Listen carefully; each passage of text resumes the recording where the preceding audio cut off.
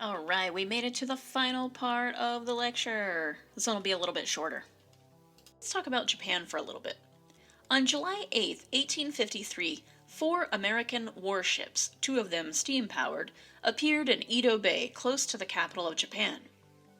The commander of the fleet, Commodore Matthew Perry, delivered a letter from the President of the United States demanding that Japan open its ports to foreign trade.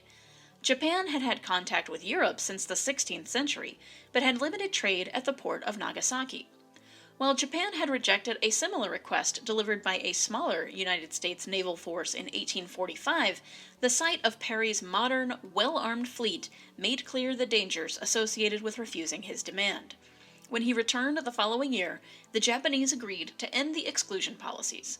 They signed the Treaty of Kanagawa, modeled on the unequal treaties between China and the Western powers. Perry's visit introduced to Japan a compelling array of the Industrial Revolution's technological and scientific triumphs, including a miniature railroad, a short telegraph line, and other marvels. For the next 20 years, Japanese society was torn between those who wanted to retreat into isolation and those who wished to embrace Western ways. Angry and disappointed, some provincial governors began to call for the destruction of the Tokugawa regime and the banning of foreigners from Japan. A civil war ensued in 1867, which proved intense but brief. In 1868, provincial rebels overthrew the Tokugawa shogunate and declared a restored emperor. The new leaders called their regime the Meiji Restoration. This was as big a change in Japan as the French Revolution had been in France. They knew they had to change their society. Japan embraced all foreign ideas, institutions, and techniques that could strengthen the nation. The government was able to establish heavy industry and copied the governmental structure of Imperial Germany. They modeled the new Japanese Navy on the British and the Army on the Prussians. They introduced Western-style postal and telegraph services, railroads and harbors, banking, clocks, and calendars. They sent hundreds of students to Britain, Germany, the United States, and Western-style clothing and hairstyles became popular.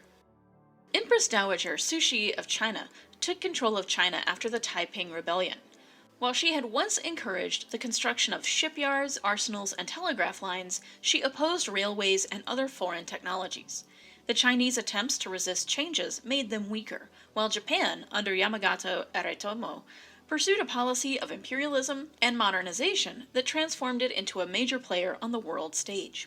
Aritomo believed that an independent Japan required a sphere of influence that included Korea, Manchuria, and part of China. To secure this, Aritomo pursued intense military industrialization, especially battleships. Remember, the influence of sea power upon history. As Japan grew stronger, China was growing weaker. In 1894, the two nations went to war over Korea. The First Sino-Japanese War, 1894, lasted less than 6 months. It forced China to evacuate Korea, cede Taiwan and the Liaodong Peninsula, and pay a heavy indemnity.